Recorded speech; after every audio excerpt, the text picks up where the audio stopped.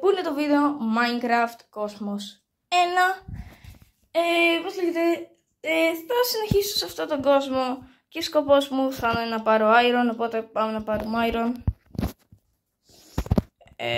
Πού είναι αυτή η τρύπα που είχα σκάψει?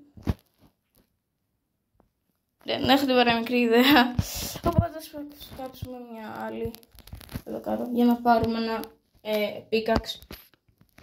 Εδώ πέρα χρειαζόμαστε 3 πώς λέγεται, πέτρες, 3 πέτρες. Πάμε πάνω. Και πόσο 3 δεν έχω, όχι 5, έχω 5. Τέλος πάντων, εννοώ ότι, δηλαδή έχω 3. Ένα μωρολίκο σκότωσε, ένα πρόβατο. Γεια σου, λίγα υποθέτω. Πού είναι το crafting table μου? Δεν ξέρω, αλλά θα φτιάξω ένα καινούριο, γιατί όχι.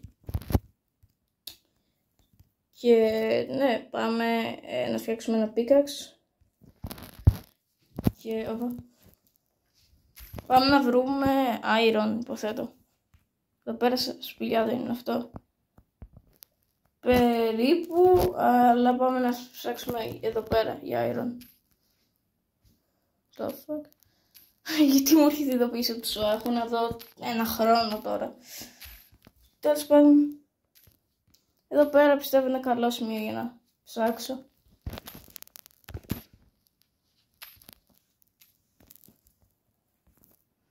Ναι, δεν βρήκα προς το παρόν.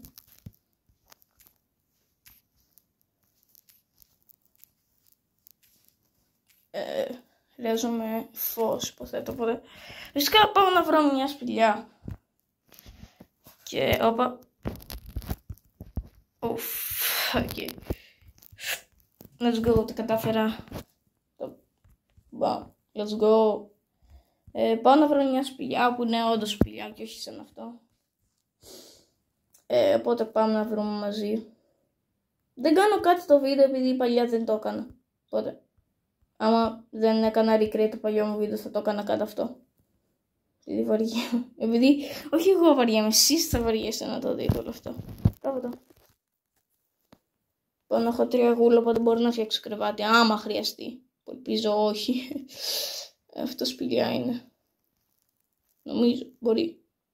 Ναι, αυτό είναι σπηλιά, nice. Αλλά δεν είναι σπηλιά. Είναι μια πάρα πολύ μικρή σπηλιά. Που δεν έχει iron. Οπότε μονάχρηστη. Ναι. Τέλειο.